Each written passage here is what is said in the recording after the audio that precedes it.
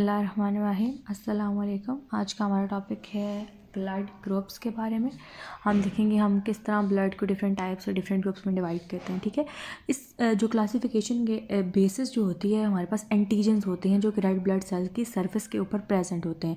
ये antigens to type के हो सकते हैं। हम कहते हैं ए और बी एंटीजन्स, जैसे हम पहले पढ़ते आ रहे हैं, लेकिन अब हम इनको कहेंगे एग्लूटिनोजेंस। एग्लूटिनोजेंस इसलिए कहेंगे क्योंकि ये एग्लूटिनेशन करवा सकते हैं अगर ये मिसमैच हो जाए। ठीक है, तो अब इनको न्यू टर्मिनोलॉजी क्या होगी, एग्लूटिनोजेंस। ठीक है, ए और बी एंटीजेंस बेसिकली इनकी बात कर रहे हैं हम लोग, और उसकी बेस पे हम लोग इनको डिवाइड कर, मतलब जो ब्लड है हम उसको ग्रुप्स में डिवाइड करेंगे इन एंटीजेंस की बेसिस में, इनकी प्रेजेंस और एब्सेंस की बेस पे।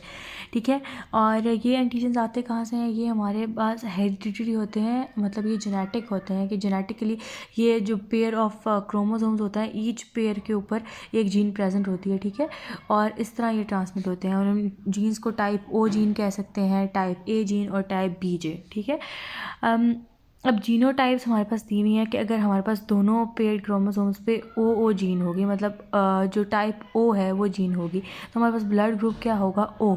और इसमें एग्लूटिनोजेंस नहीं होंगे क्योंकि ब्लड ग्रुप ए में मतलब कि इसमें कोई एंटीजन प्रेजेंट है ही नहीं सरफेस के ऊपर, तो इसको हम ब्लड ग्रुप ए ओ कह देते हैं। ठीक है, इसमें कोई एंटीजन प्रेजेंट ही नहीं है। ठीक है, और अगर जीनोटाइप हमारे पास ओ ए या ए होगी तो हमारे पास क्या होगा, ब्लड टाइप हमारे पास होगी ए, मतलब ये ब्लड ग्रुप ए है और इसके अंदर एग्लूटिनोजेंस जो है वो ए एंटीजन्स प्रेजेंट हैं। ठीक है, अगर हमारे पास जीनोटाइप ओ बी और बी होगी तो हमारे पास ब्लड ग्रुप बी होगा, और एग्लूटिनोजेंस जो antigens on the surface of the red blood cells हैं वो बी टाइप के होंगे। ठीक है, क्योंकि हमारे पास जो जीन्स हैं वो बी टाइप की है, क्यों, और ओ जीन हमें बताया कि रिसेसिव होती है, तो बी वाली होगी तो डोमिनेंट जीन बी है, इसलिए हमारे पास जो ब्लड ग्रुप होगा वो बी ही होगा। ठीक है, और अगर हमारे पास जीनोटाइप ये भी हो सकता है कि ये दोनों एक्सप्रेस हो, को डोमिनेंस होती है इसमें। ठीक है, ए और बी दोनों का जीन्स प्रेजेंट है तो हमारे पास ब्लड ग्रुप क्या होगा, ए बी ब्लड ग्रुप होगा, और इसमें जो सरफेस पे एग्लूटिनोजेंस प्रेजेंट होंगे रेड ब्लड सेल की वो दोनों टाइप के होंगे, type A and type B. ठीक है, अब हम एक और बात देख लेते हैं कि अगर हमारे पास ये हो कि जब ए हमारे पास एग्लूटिनोजन प्रेजेंट है या एंटीजन प्रेजेंट है रेड ब्लड सेल की सरफेस पे, उसकी ऑपोजिट हमेशा हमारी बॉडी में एंटीबॉडी प्रेजेंट होती है, तो हमारे प्लाज्मा में एंटीबॉडी बी प्रेजेंट होगी। ठीक है, ये हमारे पास एक फिनोमेना है जो नेचुरली है, तो हमारे पास एंटीबॉडी बी प्रेजेंट होगी, और यहाँ पे हम एंटीबॉडीज़ को एग्लूटिनेंस कहेंगे। क्या कहेंगे, एग्लूटिनेंस। ठीक है, क्योंकि ये एडवांस टर्म्स हैं, क्योंकि एग्लूटिनेंस इसलिए कह रहे हैं कि ये एग्लूटिनेशन का जो प्रोसेस होता है उसमें पार्टिसिपेट करते हैं।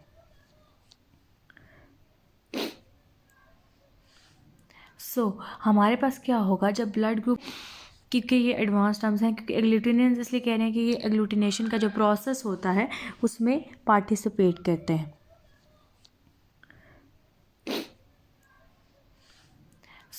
हमारे पास क्या होगा जब ब्लड ग्रुप ओ है, इसमें हमारे पास कोई एंटीजन है ही नहीं, एग्लूटिनोजन है ही नहीं, तो हमारे पास क्या होगी, दोनों टाइप की एंटीबॉडी प्रेजेंट होगी प्लाज्मा में, antibody A and antibody B. और जब हमारे पास एंटीजन ए प्रेजेंट होगा तो एंटीबॉडी क्या होगी, बी, और जब एंटीजन बी होगा तो एंटीबॉडी क्या होगी, ए। और ब्लड ग्रुप ए बी में कोई एंटीबॉडी नहीं होगी क्योंकि इसमें दोनों हमारे पास एंटीजन्स प्रेजेंट हैं। ठीक है, अब हमारे पास क्या होता है कि मैं आपको मिस मैचिंग का भी बता देती हूँ साथ ही, कि जब हमारा हमने एक बंदे को ब्लड ट्रांसफ्यूज़ कर दिया, ए ब्लड ग्रुप ट्रांसफ्यूज़ कर दिया ब्लड ग्रुप बी वाले बंदे को। ठीक है, तो हमारे पास क्या होगा कि उसके अंदर एंटीबॉडीज़ होंगी। ठीक है, वो जैसे ही ब्लड ग्रुप हमने ट्रांसफ्यूज़ करेंगे उसके बाद कंबाइन करेंगी, और क्या हो जाएगा, हमारे पास जो एंटीबॉडी होती है हमें पता है कि वो एंटीजन के साथ बाइंड करती हैं, और वो 2 एंटीजन के साथ भी बाइंड कर सकते हैं या मोर देन 10 एंटीजन के साथ बाइंड कर सकते हैं। उसके बाद क्या होगा, वो क्लम्प ऑफ सेल्स बनाना शुरू कर देगी, मतलब एग्लूटिनेशन होना शुरू हो जाएगी, और क्या होगा, हमारे पास जो स्मॉल वेसल्स होंगी ना, ब्लड वेसल्स, वो क्या होंगी, ब्लॉक होना शुरू हो जाएंगी। इस तरह बॉडी में एक रिएक्शन स्टार्ट हो जाएगा जो कि जैसे डेथ भी हो सकती है अगर इसको अनचेक रखा जाए, और अगर लार्ज अमाउंट में जो ब्लड ग्रुप ए है वो ब्लड ग्रुप बी वाले बंदे को दे दिया जाए।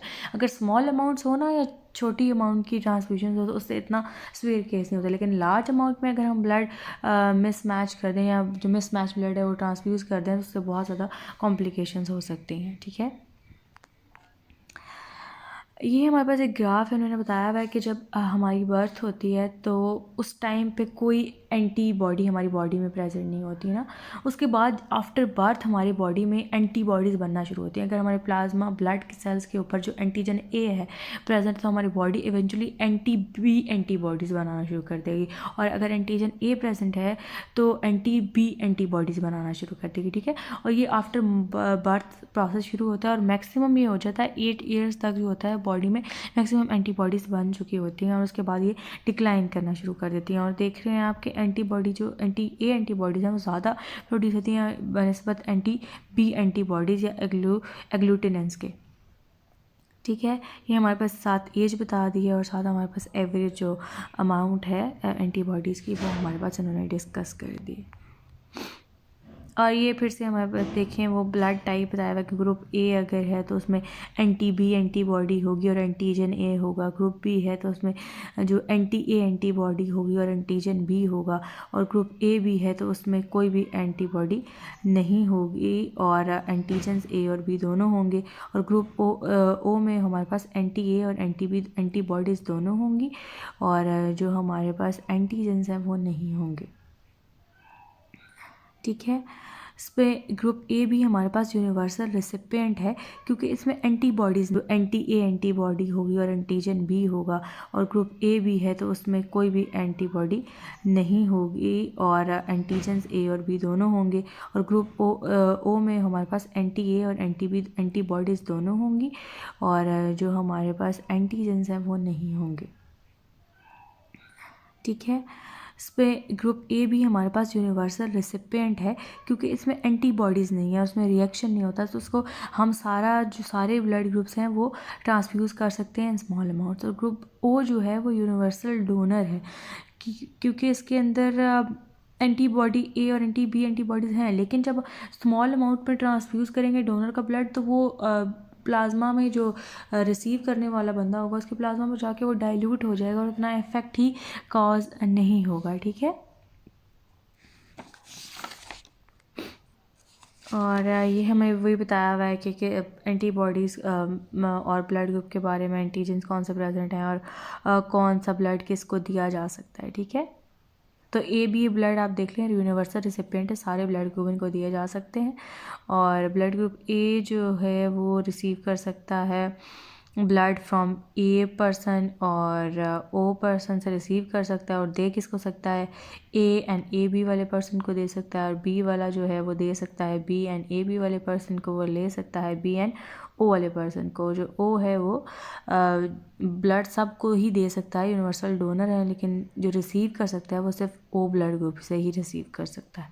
ठीक है, ये तो हमने ब्लड ग्रुप ए बी और ब्लड ग्रुप के बारे में डिस्कस कर लिया।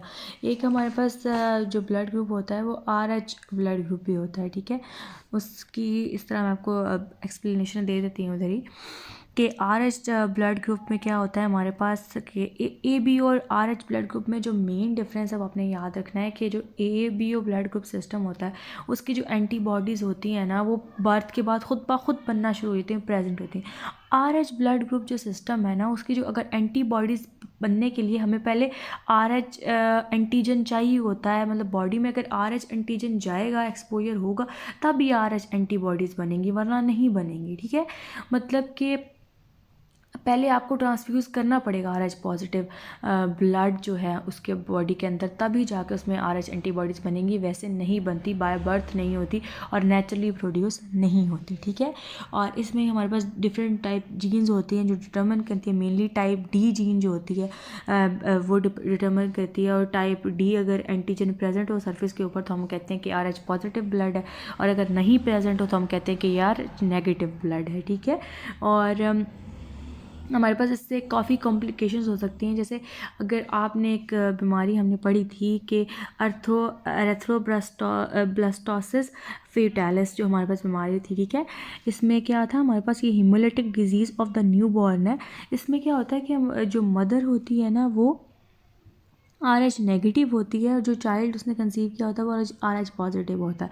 तो जो मेन डिफरेंस है वो आपने याद रखना है कि जो ABO ब्लड ग्रुप सिस्टम होता है उसकी जो एंटीबॉडीज़ होती हैं ना वो बर्थ के बाद खुद ब खुद बनना शुरू होती हैं, प्रेजेंट होती हैं। RH ब्लड ग्रुप जो सिस्टम है ना उसकी जो अगर एंटीबॉडीज़ बनने के लिए हमें पहले RH एंटीजन चाहिए होता है, मतलब बॉडी में अगर RH एंटीजन जाएगा, एक्सपोजर होगा, तब ये RH एंटीबॉडीज़ बनेंगी, वरना नहीं बनेंगी, ठीक है।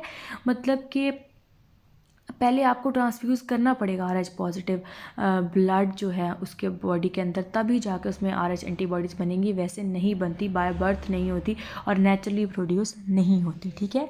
और इसमें हमारे पास डिफरेंट टाइप जीन्स होती हैं जो डिटर्मिन करती है, मेनली टाइप D जीन जो होती है वो डिटर्मिन करती है। और टाइप D अगर एंटीजन प्रेजेंट हो सरफेस के ऊपर तो हम कहते हैं कि RH पॉजिटिव ब्लड है, और अगर नहीं प्रेजेंट हो तो हम कहते हैं कि यार नेगेटिव ब्लड है, ठीक है। और हमारे पास इससे काफ़ी कॉम्प्लिकेशंस हो सकती हैं। जैसे अगर आपने एक बीमारी हमने पढ़ी थी कि एरेथ्रोब्लास्टोसिस फेटालिस जो हमारे पास बीमारी थी, ठीक है। इसमें क्या था, हमारे पास ये haemolytic disease of the new born है। इसमें क्या होता है कि जो मदर होती है ना वो RH नेगेटिव होती है और जो चाइल्ड उसने कंसीव किया होता है वो RH पॉजिटिव होता है। तो जो फर्स्ट प्रेगनेंसी है उसके दौरान तो कोई इतने ज़्यादा कॉम्प्लिकेशंस नहीं होती, लेकिन क्योंकि जब मैंने बताया ना कि इसकी एंटीबॉडीज़ पहले से बॉडी में प्रेजेंट नहीं है, जो चाइल्ड है उसका जो ब्लड ग्रुप है वो प्लेसेंटा से पास करके मदर की बॉडी में जाएगा, तब जाके RH एंटीबॉडीज़ प्रेजेंट होंगी, वरना प्रेजेंट नहीं होंगी, ठीक है। उसके बाद वो प्रोड्यूस होंगी। तो इसलिए जो फर्स्ट प्रेगनेंसी है उसमें कोई डैमेज इतना ज़्यादा नहीं होता, लेकिन जो सेकंड प्रेगनेंसी अगर फिर से हो RH पॉजिटिव चाइल्ड के साथ ही, तो फिर उसमें बहुत ज़्यादा उसको डैमेज हो सकता है, ठीक है। और ये आगे डिजीज़ हमने पहले भी FSC में पढ़ चुके हैं कि किस तरह उस बच्चे एनीमिक जो होता है वो चाइल्ड प्रोड्यूस होता है, ठीक है। ये हमने सारा डिस्कस कर लिया ब्लड ग्रुप्स के बारे में और ABO ब्लड ग्रुप के बारे में। और इसमें यह है कि हमें जो ऑर्गन ट्रांसप्लांट से पहले या ब्लड ग्रुप किसी को देने से पहले उसका पहले हम मैच करते हैं, ठीक है। उसको हम ब्लड टाइपिंग या ब्लड मैचिंग कहते हैं। कि हम क्या लेते हैं कि हम ब्लड लेते हैं पर्सन का, उसको सलीन से पहले उसको डाइल्यूट करते हैं, ठीक है, प्लाज्मा को। उसके बाद उसकी जो थोड़ी अमाउंट है वो उसमें हम लोग एक टेस्ट ट्यूब में हम उसमें एंटीबॉडीज़ या एग्लूटिनेंस B डालते हैं और दूसरी में एग्लूटिनेंस A डालते हैं, ठीक है, और थोड़ी देर के लिए छोड़ देते हैं। और उसके बाद हम माइक्रोस्कोप के नीचे ऑब्जर्व करते हैं कि क्या चेंजेस हुई हैं। अगर तो क्लम्प्स बने हो ना रेड ब्लड सेल्स के, तो हमें पता लग जाता है कि इसमें एग्लूटिनेशन रिएक्शन हुआ है। इसका मतलब है कि ये ब्लड हमने इसमें ट्रांसफ्यूज़ नहीं करना क्योंकि रिएक्शन हो जाएगा। और अगर नहीं बने, अगर कुछ भी स्मूथ है सारा कुछ जो नज़र आ रहा है हमें माइक्रोस्कोप के नीचे, तो फिर हम ब्लड की ट्रांसफ्यूजन कर देते हैं। तो उसमें हमें इस चीज़ का बहुत ज़्यादा ख्याल रखना होता है ब्लड टाइपिंग का, ड्यूरिंग हम जब ब्लड ट्रांसफ्यूजन दें या ड्यूरिंग ट्रांसप्लांट और ऑर्गन ट्रांसप्लांट जब करते हैं वो एक पर्सन से दूसरे पर्सन, ठीक है। सो आपको अगर क्वेश्चन है तो आप पूछ सकते हैं कमेंट्स में नीचे। थैंक यू, अल्लाह हाफ़िज़।